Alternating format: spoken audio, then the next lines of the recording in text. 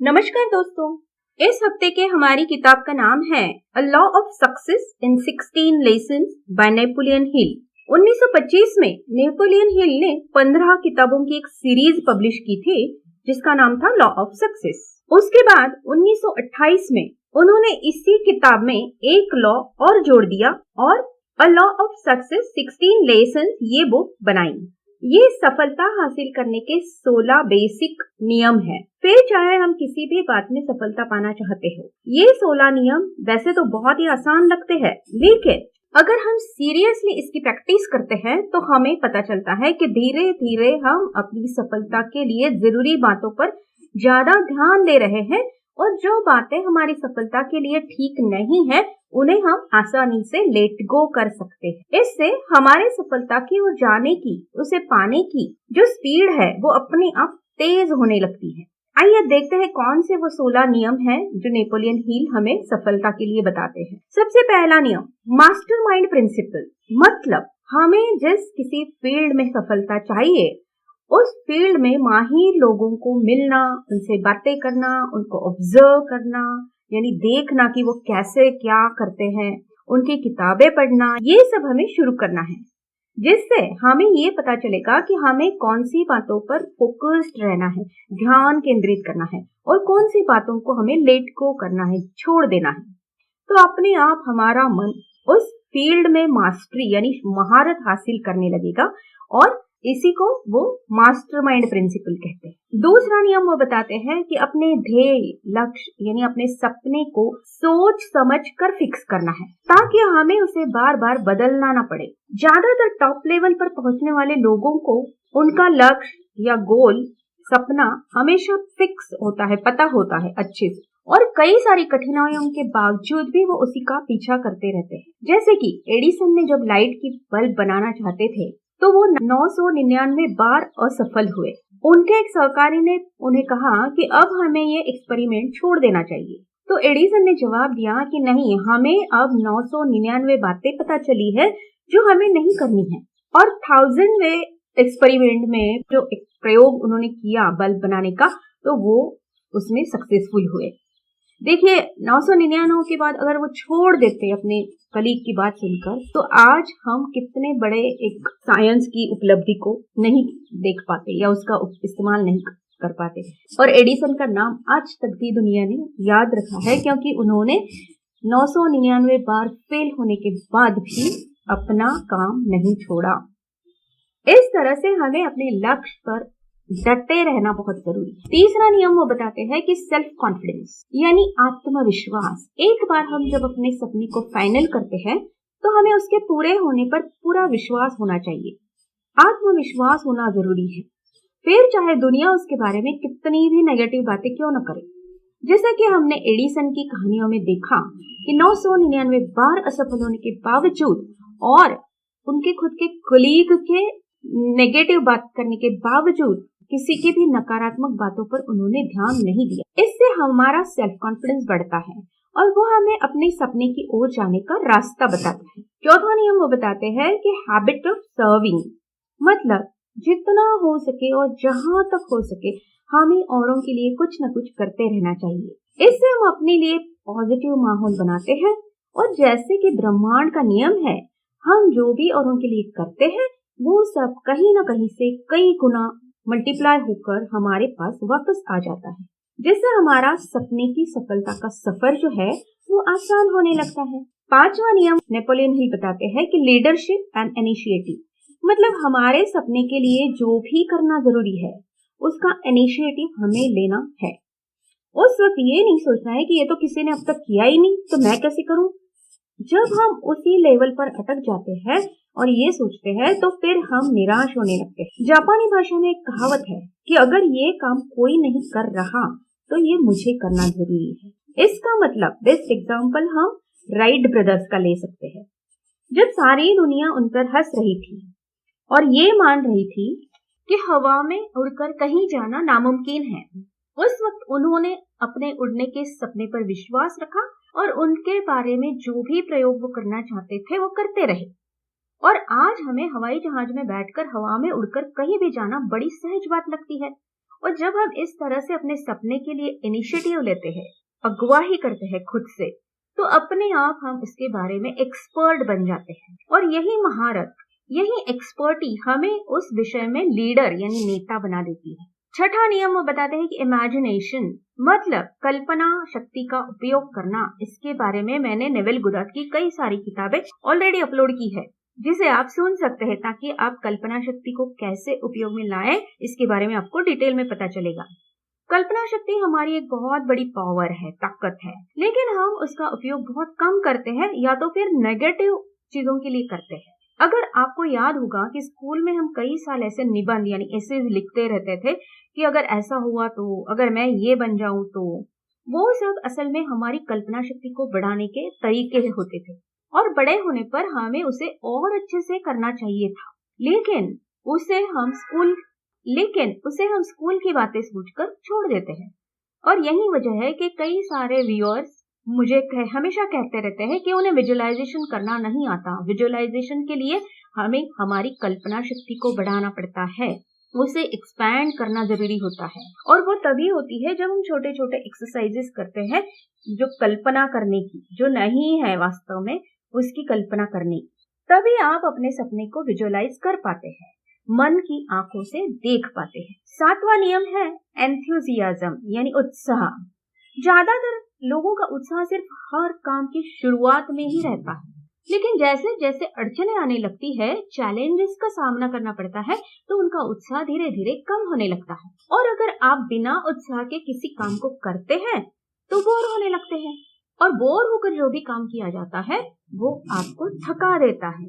इसीलिए Napoleon Hill कहते हैं कि हमें अपने सपने की, गोल की बारे में हमेशा उत्साह लगे, इसके लिए अपनी कल्पना शक्ति को काम पर लगाइए, जिससे हम सफलता को हासिल करने तक हमेशा बड़े उत्साह से काम करते रहते हैं। इसका एक बेस्ट एग्जाम्पल हमारे न्यू ईयर रेजोल्यूशंस को हम देख सकते हैं।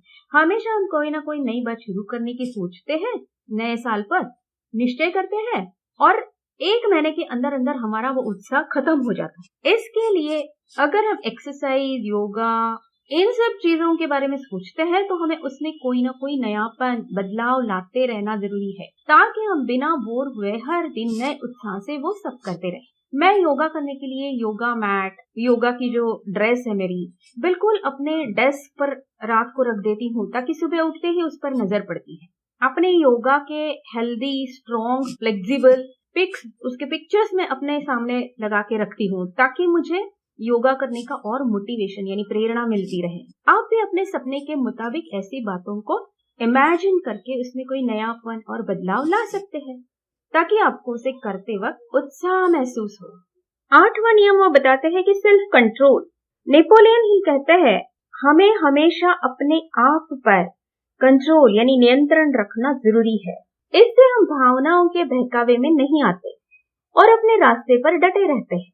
कई बार लोग निराशा, उदासी जैसी भावनाओं में आकर अपने काम को, सपने को छोड़ देते हैं, जबकि शायद वो उस वक्त उनके मंजिल से, उनके सपने से हार्डली 1-2 कदम की दूरी पर ही होते हैं। इसीलिए नेपोलियन हिल कहते हैं कि मन पर नियंत्रण यानी कंट्रोल होना बहुत जरूरी है। इसके लिए हम ध्यान यानी मेडिटेशन का उपयोग कर सकते हैं। अगर हमें मेडिटेशन नहीं करना है तो कम से कम रोज 10 मिनट शांत बैठकर सिर्फ अपनी सांसों पर ध्यान देना, आने वाली और जाने वाली, ये भी हमारी एकाग्रता यानी कंसंट्रेशन को बढ़ाता है, जो कि हमारे मन को नियंत्रित रखने में हमारी मदद करती है। 9वां नियम वो बताते हैं कि हमेशा आपको जो भी पेमेंट या मुआवजा मिल रहा है किसी चीज के लिए, उससे कुछ न कुछ ज्यादा लोगों को देना, सर्विस या प्रोडक्ट देना चाहिए। इसकी आदत डालिए। मतलब अगर हम जॉब करते हैं, बिजनेस करते हैं या कोई प्रोफेशन में है,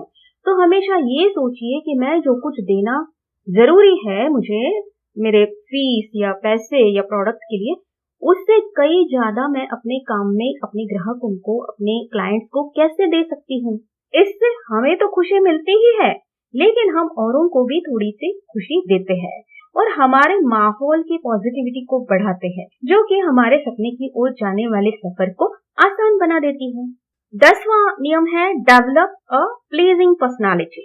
मतलब हमारी पर्सनालिटी यानी हमारा व्यक्तित्व ऐसा हो कि हर कोई हमारा साथ देना चाहे, लोग हमारी तरफ अट्रैक्ट हो। अब इसके लिए ऐसा नहीं है कि हमें महंगे कपड़े, एक्सेसरीज पहनना बहुत जरूरी है, बहुत खर्चे करना जरूरी है। सिर्फ एक सिंपल सी बात हमारे व्यक्तित्व को निखार देती है और वो है हमारे चेहरे की मुस्कान। हालात चाहे जैसे भी हो, हमें हमेशा मुस्कुराते रहना चाहिए।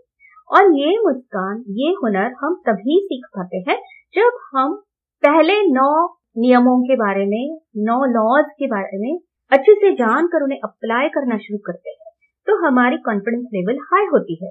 हम हमेशा पॉजिटिव सोचने लगते हैं और हर हालत में सॉल्यूशन ढूंढने पर अपनी एनर्जी को लगाते हैं, तो अपने आप हमारे चेहरे पर मुस्कुराहट आ जाती है। 11वां नियम है एक्यूरेट थॉट।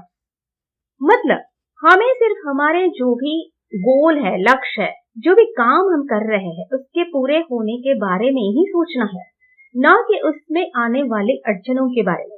जितना हम पॉजिटिव अपने लक्ष्य के बारे में सोचेंगे, उतने रास्ते हमारे लिए खुलते जाएंगे। इसी को नेपोलियन हिल एक्यूरेट थॉट्स कहते हैं। मतलब हमें अपने लक्ष्य के बारे में सारे डर और शक को छोड़कर उसके लिए जो सही है, जो जरूरी है, उसके बारे में देखना, सुनना, बोलना, पढ़ना, महसूस करना जरूरी है, जिससे हमारे विचार एक्यूरेट यानी सही होने लगते हैं। 12वां नियम है कंसंट्रेशन। कंसंट्रेशन का मतलब है एकाग्रता। हमारी एकाग्रता को हम धीरे धीरे बढ़ा सकते हैं और जितनी ज्यादा हमारी एकाग्रता होगी, उतना सही और परफेक्ट काम हम कर पाते हैं, सही डिसीजन ले पाते हैं। इसके बारे में मैंने ऑलरेडी डैनियल गोल्डमैन की किताब the hidden drive of success, focus और विलियम अकिंसन की किताब द पावर ऑफ कंसंट्रेशन की समरी को ऑलरेडी अपलोड किया है। आप उसे देख सकते हैं ताकि एकाग्रता को कैसे बढ़ाना है, इसे आप अच्छे से जान सके। 13वां नियम वो बताते हैं कि कोऑपरेशन। मतलब हमें हमेशा एक दूसरे का साथ देना चाहिए। हम जिसके लिए काम करते हैं, हमारे लिए जो लोग काम करते हैं, अगर हम उन्हें जो भी संभव है सहायता कर सकते हैं, तो हमें उसे जरूर करना है। इससे हमारा स्किल यानी कौशल बढ़ता है और ब्रह्मांड के नियम, लॉ ऑफ करस्पॉन्डेंस के मुताबिक हम जो भी कर रहे हैं औरों के लिए, वो सब कुछ कहीं ना कहीं से हमारे पास मल्टीप्लाई होकर, कई गुना ज्यादा होकर वापस आता ही है, जिससे हम सफलता की ओर तेजी से बढ़ने लगते हैं। 14वां नियम है फेलियर। मतलब असफलता को हमें एक सीढ़ी की तरह समझना चाहिए, देखना चाहिए, क्योंकि असफलता हमें सिखाती है कि हमें क्या नहीं करना है, हमें कौन सी बातों को टालना है। जब हम सफलता के सफर पर निकल पड़ते हैं, उसके लिए हमें एडिसन के बल्ब के बनाने की जो एग्जाम्पल हमने ऑलरेडी देखी है, वो ध्यान में रखनी है, क्योंकि हमारी जो फेलियर है वो हमें बताता है, सही तरीके से बताता है कि फेलियर यानी असफलता कोई डेड एंड नहीं है, खत्म सब कुछ ऐसा नहीं है असफल होने का मतलब। इसीलिए इसे डेड एंड ना मानकर उसे हमारे सफलता की ओर जाने वाली एक सीढ़ी मानना जरूरी है, ऐसा नेपोलियन हिल का कहना है। 15वां नियम वो बताते हैं कि टॉलरेंस मतलब सहनशीलता, सहज स्वीकार लोगों का, घटनाओं का, चीजों का भला बुरा उन्हें कहने के बजाय, उन्हें कोसने के बजाय, उनको जैसे है वैसे सहजता से स्वीकार करना, मतलब टॉलरेंस। उनके प्रति अपनी टॉलरेंस यानी सहनशीलता को बढ़ाना, मतलब उनके प्रति अपनी सहनशीलता यानी टॉलरेंस को बढ़ाना। इससे हम उन्हें सही तरीके से समझ पाते हैं और हमें कैसे पेश आना है, उनके साथ क्या करना है, इसका निर्णय ले पाते हैं। अगर हमारे पास टॉलरेंस नहीं है तो बात बात पर हम बिगड़ जाते हैं और हमारा यह बिगड़ जाना हमारे काम को भी बिगाड़ देता है। इसीलिए अगर हम अपनी सफलता को जल्दी पाना चाहते हैं तो हमें अपने सहन शक्ति को यानी टॉलरेंस को बढ़ाना बहुत जरूरी है। लास्ट यानी 16वां नियम वो बताते हैं, जो कि बहुत ही इम्पोर्टेंट है और इसलिए उन्होंने इसका नाम दिया है द गोल्डन रूल। ये नेपोलियन हिल ने पहली 15 किताबों के बाद 3 साल बाद ऐड किया है। इसमें 3 साल बाद इसे बनाया है, क्योंकि जब उन्होंने 15 नियमों को लोगों को करते हुए देखा, 15 नियमों के ऊपर लोगों को काम करते हुए देखा, तब उन्हें याद आया कि मुझे इसमें क्या एक इम्पोर्टेंट बात ऐड करनी चाहिए, और ये है वो गोल्डन रूल। ये गोल्डन रूल ये कहता है कि हम जो भी कर रहे हैं उससे औरों को एडुकेट करना, उन्हें सिखाना कि कैसे वो अपने वर्तमान हालात को और बेहतर बना सकते हैं, कैसे वो अपने मौजूदा वर्जन को और बेटर वर्जन बना सकते हैं और कैसे वो सच में सफलता को पा सकते हैं। हमारा मकसद सिर्फ अपना फायदा देखना या हमें जो पता है वो दिखाना नहीं होना चाहिए, क्योंकि ये दोनों हमारे ईगो यानी अहंकार से आते हैं। औरों की जरूरत के मुताबिक उन्हें सहज तरीके से समझ में आए, इस तरीके से हमें उन्हें सिखाना या बताना है जो भी हम बताना चाहते हैं। ये नेपोलियन हिल का कहना है और वो इसी को गोल्डन रूल कहते हैं। क्योंकि अगर हम सिर्फ यही बताएंगे कि देखो मैं कितनी सफल हूँ, तो उससे औरों को कोई फायदा नहीं होगा।